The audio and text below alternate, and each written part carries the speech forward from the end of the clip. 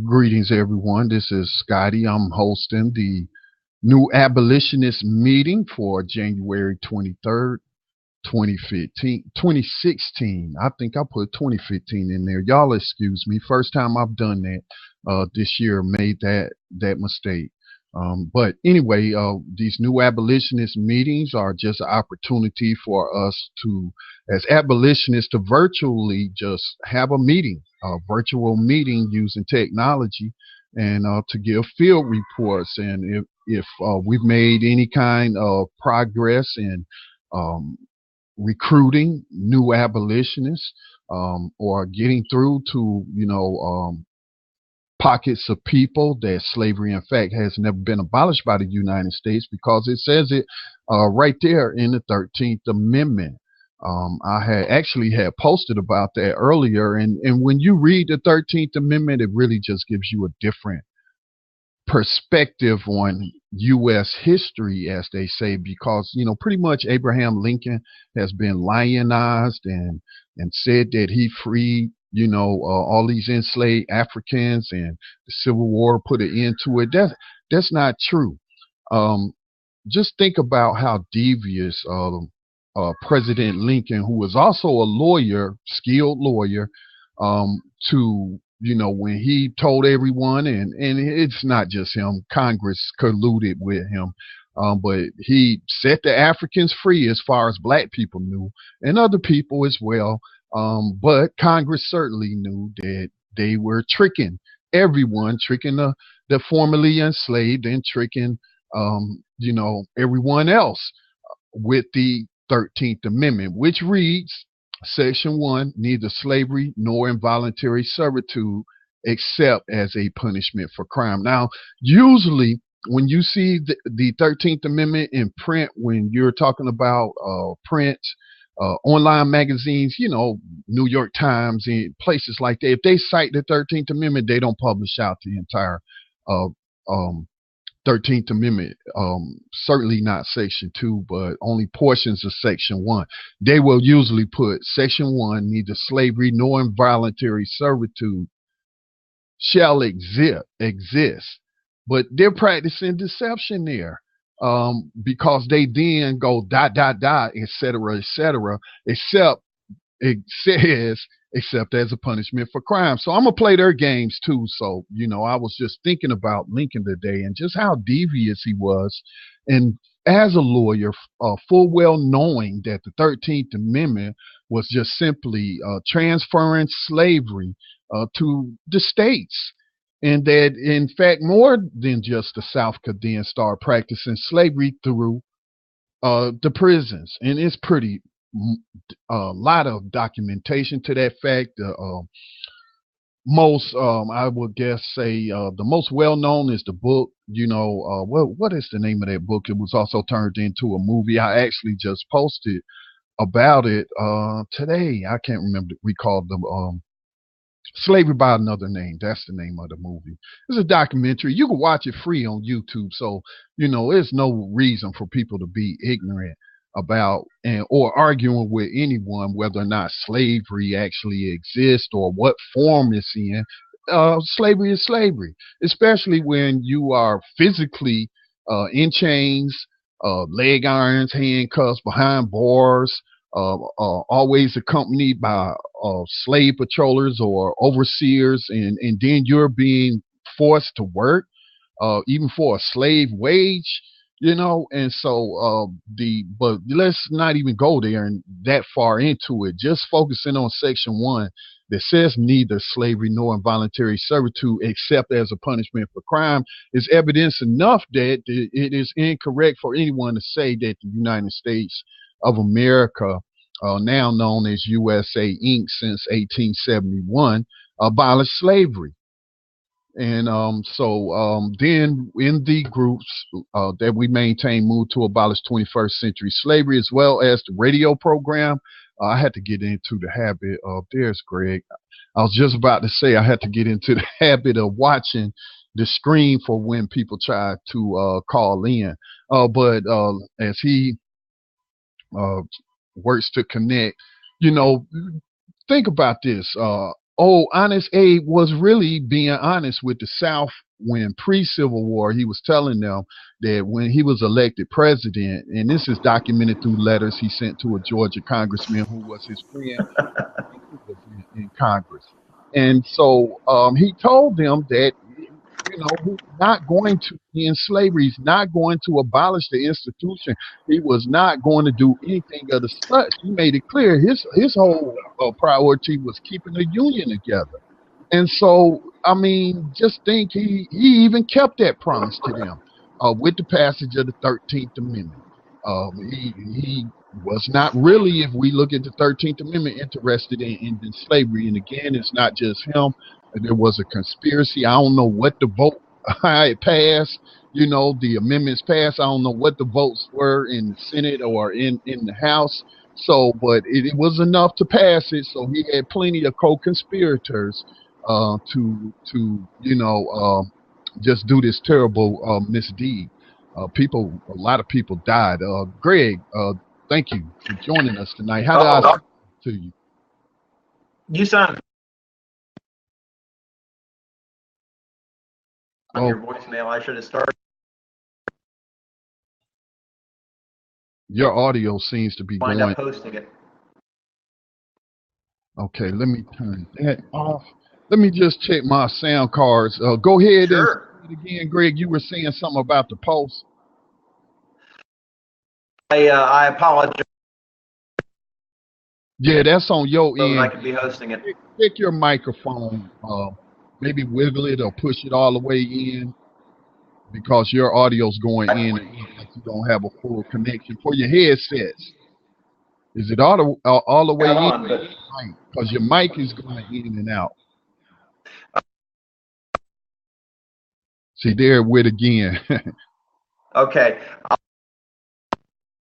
Let me send a message. Call back. So let me go ahead and continue.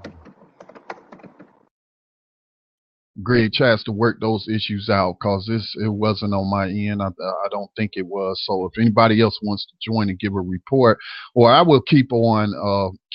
So that is why we call ourselves new abolitionists, because in fact there's a need for slavery abolitionists today, and we're not talking about human trafficking or anything like that. And I did see a terrible story today where this sexual trafficking in the United States victim, and she came forward and whatnot, and she was telling her story and how she met this guy online, and when she was 18 years old, and he treated her like a queen, and then next thing they were planning a life together, and then he started beating her and controlling her, and then she ended up being in, he has 6 other women that and teenagers that he was trafficking, sexual trafficking.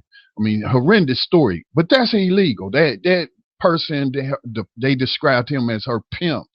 He was an enslaver. He had them enslaved, mentally enslaved. They didn't have the chains on them, and but he had the mental chains on them, the fear, and just think about that. They didn't even feel comfortable to. I don't know what the details on that, but anyway, we're not talking about that kind of slavery. That's already outlawed. That's pretty much no debate that is a form of slavery, that is human trafficking. But where we also say is that, we're talking about legalized human trafficking and legalized slavery, where, where prisoners are being used as capital. If you know your history of the United States, you read about Thomas Jefferson, George Washington, and how they referred to their victims. Oftentimes they, use the word capital. All right. It is, in fact, capitalism. I'm not on here to promote capitalism, socialism, communism, or anything like that. I'm just here to simply point out the facts that slavery here in the United States was founded, and capitalism was born, joined at the hip. And this has continued for over 200 years now. And then for the last 150 years, they've been lying to people and we allowed them to lie to us because we didn't read the 13th Amendment for ourselves, and we didn't engage in critical thinking and analysis, or did not listen to many other people uh, with credentials and papers and, diplomas for, those people that where those things matter. Um, they've even told you. It's being told to you now by attorneys, but nobody seems to be listening. So that is why we do these meetings. Let's try Greg again. That's why we do these meetings. But I do have some good news though, because I did I'm the engineer for the radio program Race Treaty, which comes on blacktalkradionetwork.com on Friday nights. And it was a program where it was several individuals from all over the nations that gave testimony and presented evidence to the United Nations. I have to look that up. What the name of it was, I got it's on Black Talk Radio. But they were here investigating the human rights abuses that African people suffer, African descendant people suffer in this country. The UN Working Group of Experts on African People Fact Finding, and they had a roundtable last night, and so. Um, we had a couple of minutes left in the program, and I asked that each and every one of those individuals with influence and networking, because they had brought together like 50 organizations from all over the United States to give evidence at this Baltimore fact-finding mission from the UN. But I asked her to please. She talked about raising the consciousness of the people on certain issues, and I mentioned to her that, Michelle Alexander has said the 13th Amendment doesn't abolish slavery. Um, Nakima Levy Pounds, who is a chapter president, I don't know if she's a chapter president or a state president in Minneapolis, Minnesota, but she has been active out there in the streets, participating in the protests and occupied a Mall of America and all that. But she's also an attorney of the year for that state, and she has, said on our radio programs that 13th Amendment did not abolish slavery. We're still practicing slavery. Um, um, think about Professor Vernelia Randall, who also participated in the UN. Fact-finding mission, gave evidence, talking to these people. She's an attorney herself. She's like in her 70s now. She tell you slavery was never abolished. So we just trying to break through this fog, through this programming that people have been programmed with from birth here in the United States and throughout the entire planet, throughout the world. Everybody believes that the United States abolished slavery in 1865, despite the exception clause. Greg, let's give you your audio a try. All right. Go again. Well, Some reason, Greg. let me read. I'm hoping this ain't my. Okay, I hear you now. Yeah, but when you go to talk, it goes. If this, does that help at all? I'm gonna see if this will allow me to switch out my audio cards, because I'm set up for radio. That could be it, but I don't think that's it. But I'll try. Let me reboot. Okay, because you're going in and out, so I doubt it if it's on my end. But I can change up. Let me see. I could just change up to the webcam, which actually has a mic on it, and I should still be able to use. Yeah, let me go ahead and use that.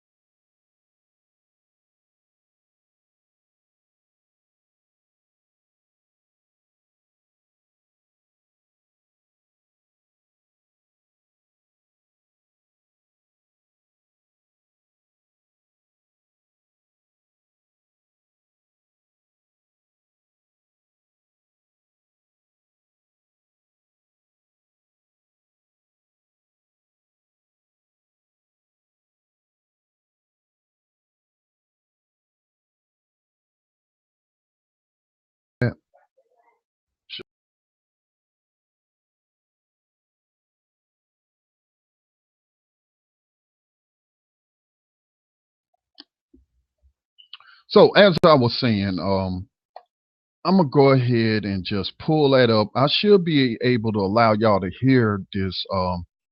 These people, prominent people, attorneys. The views and opinions expressed by hosts, invited speakers, and callers do not necessarily reflect the views and opinions of the Black Talk Media Project or the Black Talk Radio Network.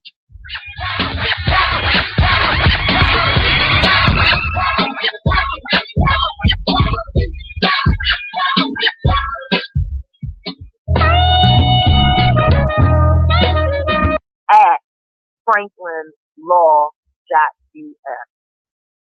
I will consult with him to see how those and Adrian Starks and Dr. So what I'm doing is I'm trying to just jump forward because it's at the really end. meant to cover two areas and split them out so that I can properly cover both economic and health.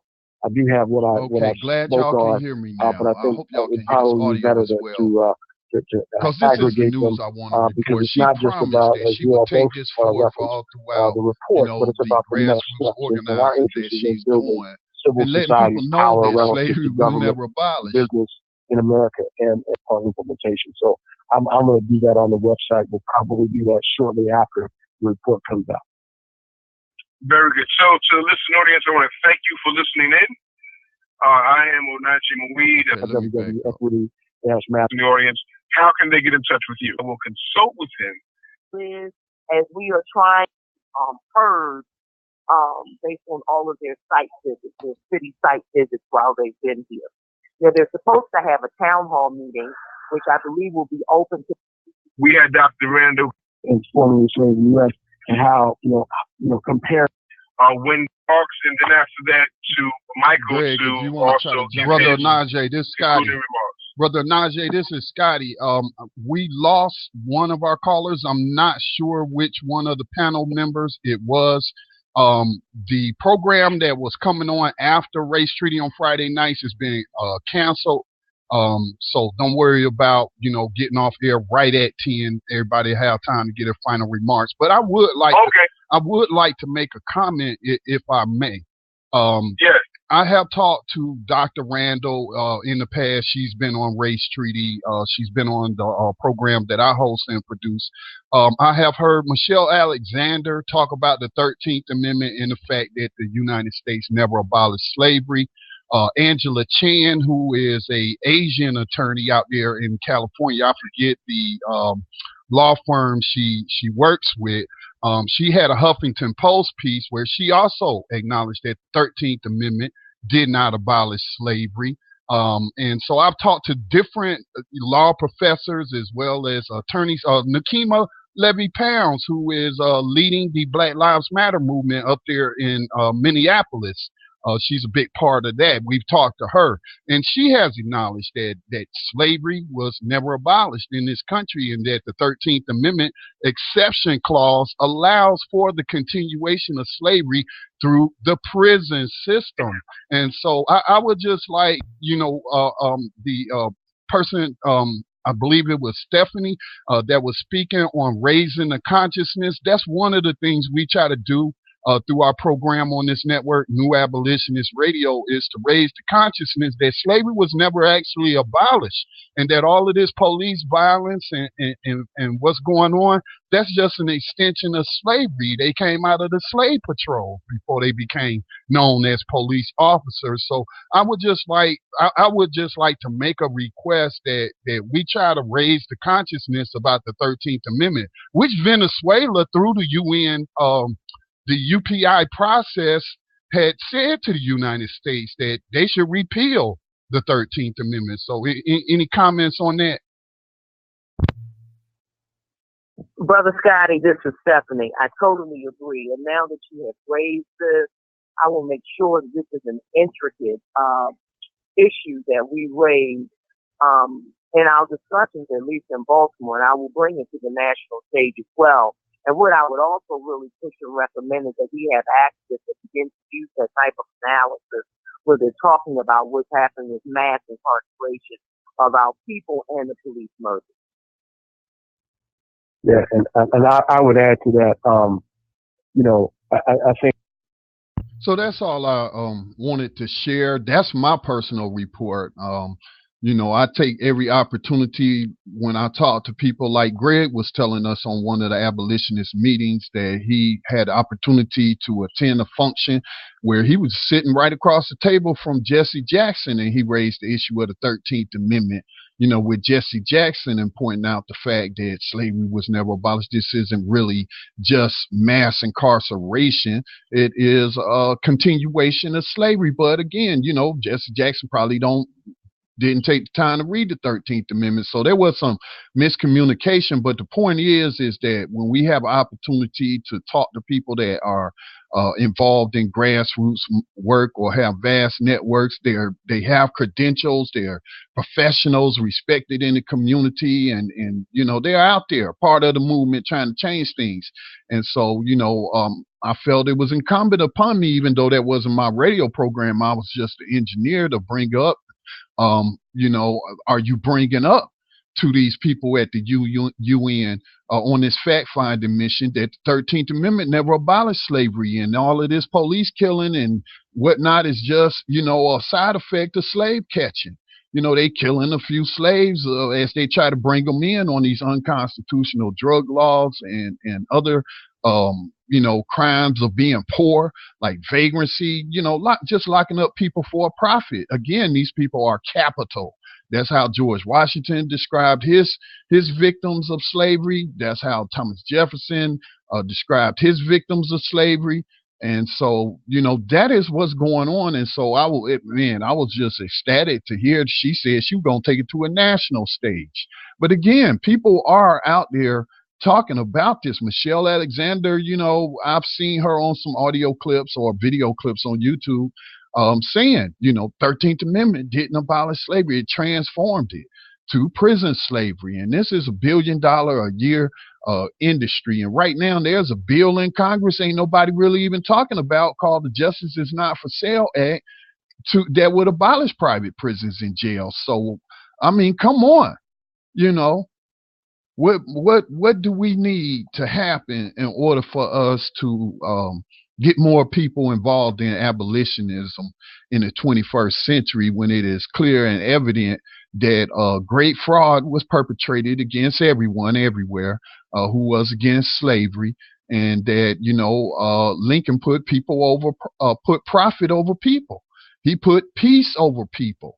In order to have that peace with the South, they had to allow them to keep practicing slavery, but through the prisons.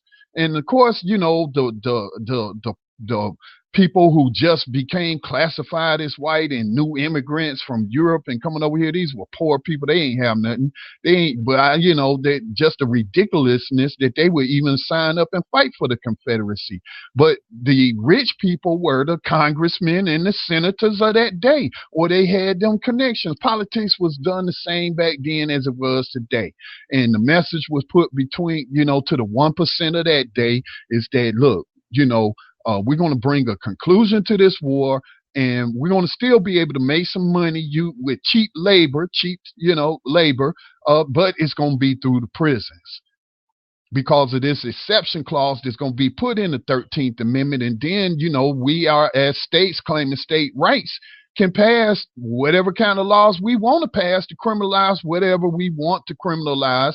And then we get the police, the former slave patrollers, to then enforce these laws targeting only certain people, which they then targeted the formerly enslaved Africans as well as free black people.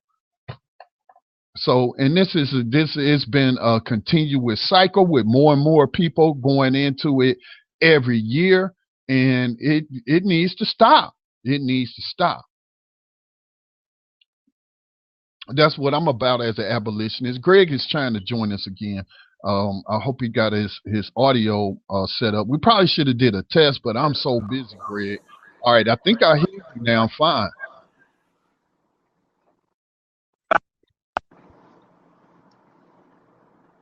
Say again. I said you caught me taking a bite of chili. Okay, I just heard you. I'm hearing myself in the background. You can turn the speaker. Now I can hear myself echoing. Yeah, just turn the speakers down a tad, and you'll be good. Oh, All right, great. It start. yes, Okay.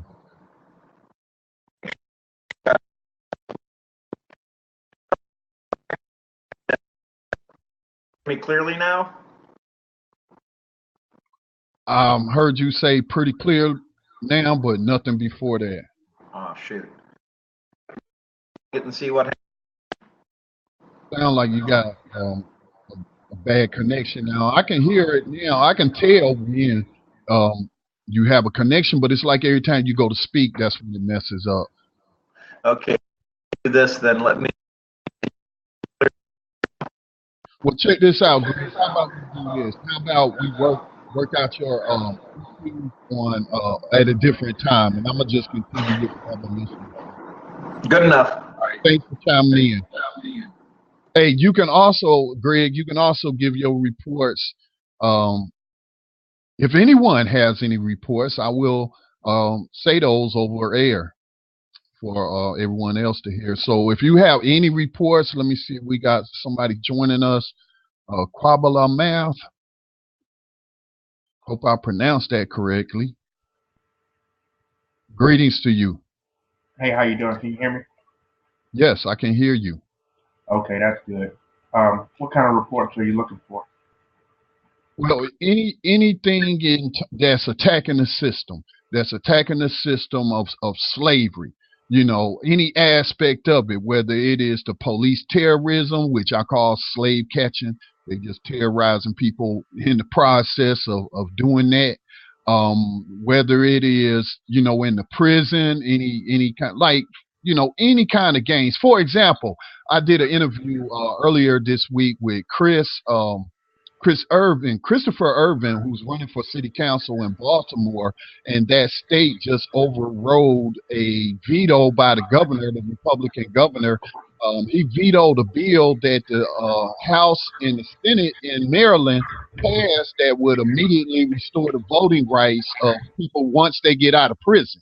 You know what I'm saying? What is his name again? Christopher Irvin. His name is Christopher Irvin. You can find him on Facebook. I don't recall his website right now. You know, his campaign website, but it's a brother from Baltimore. I've been knowing him for a while. He is an abolitionist, but he gave us that report. I would consider that an abolitionist report because that's, you know, again, you know, what they seek to make you a slave by taking away all your rights.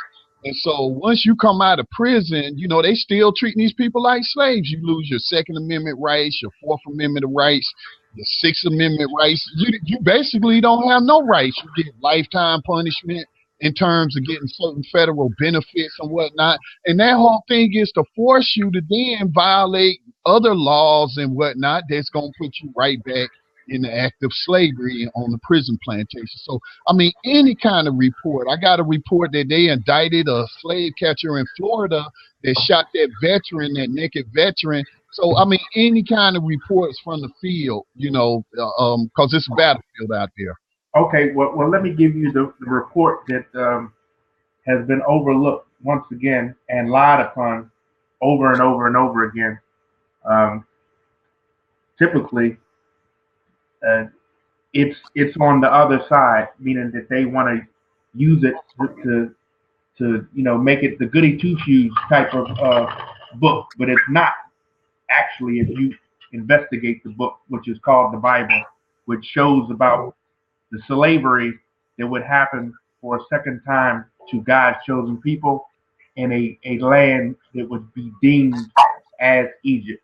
So, you know, that's what the perspective that I will be able to provide for you at the drop of a dime. And I can show you those things that you're mentioning, those slavery tactics and that slavery in the Bible verbatim, and they are curses that would be placed upon God's chosen people because of their you know, their sins against the Lord. And Okay. that's basically If I may, sir, let me interject right there. I'm very familiar with the scripture. In the New Testament, Paul, he was an advocate for slavery. I mean, look, people, I don't lie to people. I just share facts. Pull that scripture. Paul, I don't have time for that, bro, because I'm gonna be off air in 10 minutes as we got a radio program we need to broadcast. But Paul told in prison, he told the guy, the enslaved African or whatever he was, they were known as their nationalities back then. But anyway, told him to stop running away from his master, and he told the master to quit beating his slave because now he's your brother in Christ. Now that's yeah, but this is not what we about here tonight. We're here about how do we end slavery today. We're not interested in talking about the historical perspectives and whatnot. I'm very well aware of those. No, we're talking about actually ending slavery. We're talking about ending. You're talking about being a reactionary to the things instead of being prepared for it and knowing beforehand. I mean, you're going to just try to say that we shouldn't discuss the the premise. No. You know about it. Maybe other people might not know about it. That was in the. You misunderstand. You misunderstand. Okay, let me. Well, you missed the fact that I'm saying that I can prove those. No, people, when you call into these chat, it is not for us to overtalk each other. You should have respect for the host of these platforms to, allow them to moderate and to control. For those that don't read or perhaps have reading comprehension problems, this says New Abolitionist Meeting, 123. I know it say 2015 and it's 2016, but this is an extension of a group of over 2,000 people in this group called Move to Abolish 21st Century Slavery. Now, this group is filled with people of all different ethnic backgrounds, all different religious backgrounds, all different walks of life, economic, backgrounds, education backgrounds, just a hodgepodge of people who acknowledge the fact that the 13th Amendment did not abolish slavery. And so we're coming together on that common ground and we working to end slavery. Now, you saying somebody being reactionary, well, when somebody's hitting you, don't you react? What does reactionary really mean? When something adverse is happening to me, of course I'm going to react to it. But again, we're not interested in any biblical stories about black people or African people or any people being cursed, thousands of years ago. And then, for their wickedness, and the Bible says that they're going to be taken to a foreign land in ships and all of that. Look, okay, we're not interested in converting anybody to any kind of religion or teach them religious. We talking about that is not going to help us to end slavery now. Okay, what about the people who don't fit that criteria? We're looking for abolitionists. We kind of model ourselves after the abolitionist movement of Frederick Douglass, Harriet Tubman. You had some white ones. I don't know all their names because I follow in the footsteps of people I identify with. But I mean, it was still, what would they call it today? The abolitionist movement has always been an interracial movement. And so, back then, I suppose everybody was Christians, but in our group, Moved to Abolish 21st Century Slavery, we got Muslims, we got atheists, we got Buddhists, and we ain't interested in hearing all of that. Let's stick to the problem as it is. The problem is the 13th Amendment allows these people to practice slavery. Okay. So how do we end slavery? Is it a matter of us getting these Congress to have a constitutional, what do they call that, a constitutional convention, whatever they need to do to remove that exception clause from the 13th Amendment, which allows corporations, including the U.S. government, which owns Unicor, a private-owned corporation that utilizes prison slave labor to produce many products and services that I'm sure a lot of unemployed Americans would love to have those jobs. But the thing is, you would have to pay these people at least a minimum wage, which there is a movement now to pay prisoners minimum wage because they got families too. You know, many, regardless of the fact, well, whether you think they belong there or not, they got families. You know, they have children. They have elderly parents, and you know they have family members that they need to provide for, just like everybody else. So if you're going to work, people know you don't get to pay them $25. 25 cents an hour for something you would have to pay somebody else $15 an hour for doing it on the outside. You okay? And so, you know, we ain't, no offense, bro. No offense. I understand your religious belief, but this ain't that group. We ain't a black nationalist group. We ain't no Hebrew Israelite group. We ain't this. We ain't no Zionist group. We ain't, look, we just abolitionists. It's plain and simple. Let's keep it simple. Either you believe that slavery exists or you don't. Either you want to do something to abolish it or you don't. I don't care who you pray to, you know, because, you know, if we going into battle, you know, most warriors do say a prayer, but I ain't praying for nobody to come and fix man-made problems. Okay, ain't nobody coming, so, you know, and it ain't a matter of victim blaming either and saying, oh, the people are so wicked, and if they would turn from their ways, and if they would turn to the only true God and all of that, then, you know, we will smite that. No, I ain't interested in that, bro. I'm trying to get at least half, at least 2/3 of the 2.5 million people that's in America's prisons and jails out of slavery. That's what I'm trying to do. Okay, I mean, you know, I don't know if it's gonna come to another civil war. I highly doubt it, cause we ain't organized. Most people don't even recognize it as slavery, and they're not outraged as I am and other abolitionists. So, you know, I don't mean to go on no rant, but I don't like people, you know, pushing the agenda. This is a new abolitionist meeting. Okay, we can look at the background and say this and say that it's happening because of this or happening because of that.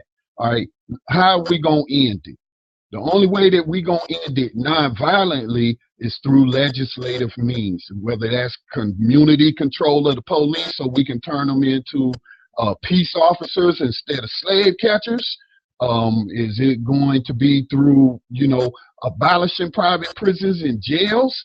In this, that means corporations that have investors. You know, you got banks investing in these companies that are making money based on how much capital they have in these sales.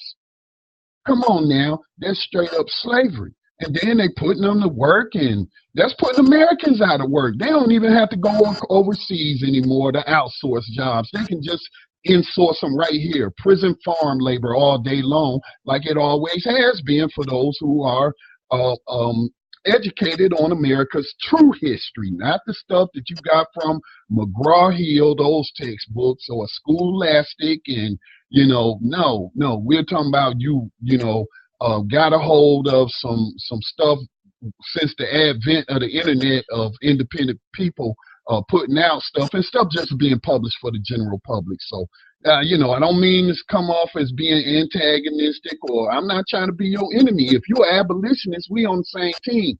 But we do not want to waste our time here trying to give sermons on the Bible, Christianity, Judaism, and all of this and all of that. No, we need some concrete plans and some steps to abolish slavery. And right now, we feel like the biggest thing is to raise the consciousness and the awareness to the point that people recognize that slavery has, in fact, never been abolished. If you look at the law, look at the Constitution, you can clearly see and comprehend that these people are still practicing slavery. That is why the prison population is the largest on the planet.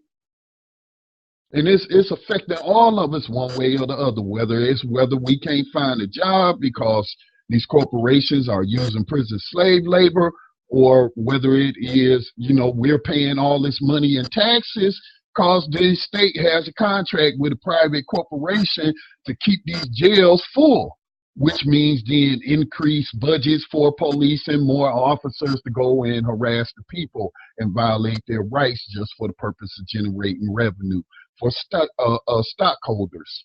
So we need to keep raising that consciousness. So I was glad to hear that the woman that we heard speaking, the attorney from Baltimore who runs a children's law firm up there fighting for the human rights of children, including teenagers, Miss Stephanie Franklin. That was her who we heard play on that clip.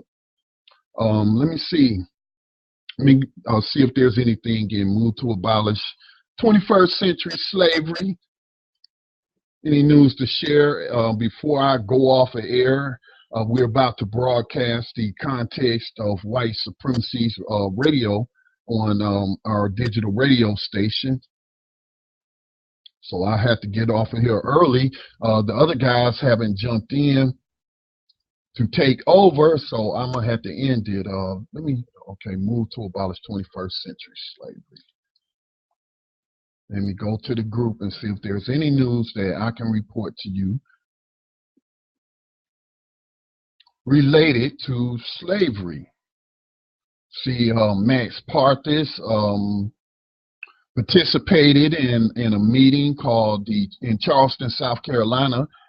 Y'all know that's where Dylan Roof killed all those people. Charleston, South Carolina, 2015 Days of Grace Abolitionist discussion. There's a video in there of Max, a new abolitionist, leading that. Let me see what else.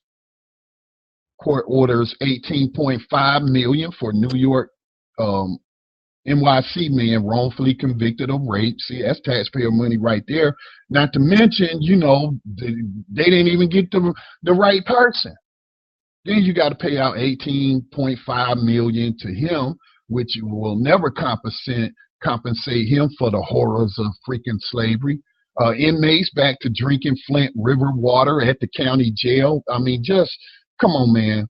See, you know that something is wrong. You know you a slave when they forcing you to drink and bathe and wash in poison water. You know you have no rights whatsoever. You have no constitutional rights. But like this was brought up on New Abolitionist Radio, a lot of these people that's in jail is in there because they can't afford a bond and they haven't even had a trial. So they are, in fact, innocent before proven guilty, but still treated like they don't have any kind of human rights, any constitutional rights, civil rights, no rights.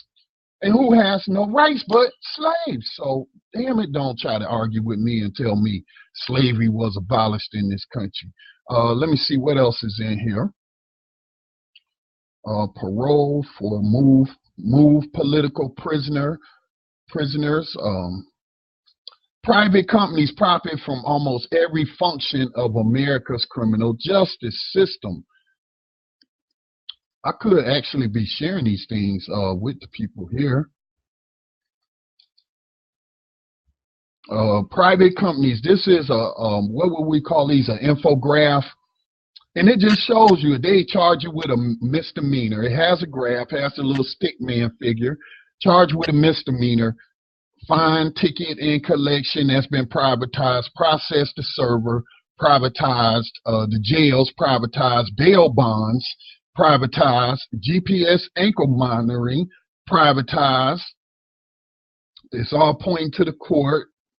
Probation, sir. I mean, all of this is a multi-billion-dollar a year industry, and it's even starting to be exported. This sort of slavery is being exported globally, prison slavery globally, with these multinational corporations that are based here in the United States, like Correction Corporation of America, the Geo Group, MTC. Come on. But yeah, that's a good graph to take a look at. This is slavery, man. Whether they working these people or not, and they are working them and paying them a slave wage or not paying them anything at all. This is 21st century slavery and human trafficking. Even if they're just sitting there in that cell, their body has a dollar sign attached to it, a figure, an amount of money, whether it might be in your state $40,000 a year, or it might be for a child in New York up to upwards of $250,000 a year. That's capital. Just the same way that Washington and Thomas Jefferson described their victims of slavery. That's capital. So those are some of the things that you could check out. Had a candid conversation on 21st century slavery. This was done. This was a video chat, but it was done through Black Talk Radio Network, as we discussed. Had a conversation with a new abolitionist. So again, if you believe, like I believe, that slavery has in fact never been abolished, it's right there in black and white in plain English, as they say, in the 13th Amendment. And I don't think that we should be practicing slavery in the 21st century, so I want to abolish it. That's all it takes to become a new abolitionist. Everybody has a different role to play. You know, just simply telling people the act of telling someone about the 13th Amendment and that this prison, mass incarceration stuff is just a continuation of slavery, and explaining to them as you know, learn more. That's all it takes right there. That's the least you could do, and I would consider you to be an abolitionist. So anyway, I just want to thank those who chimed in, tried to join us. Hopefully next week or next time, Greg won't have those audio problems. It'll probably be Johannin or someone else hosting next week. But again, if I have to step in, we want to keep these new abolitionist meetings going every Saturday night at 8:00 p.m. and just talk about abolitionist related activities. Again, Move to Abolish 21st Century Slavery on Facebook. Join us, because we need, you know, more people to become more informed about these laws and about the fact that this is really what's happening. All right, peace to the abolitionists and death to the enslavers. By any means necessary, we shall end slavery.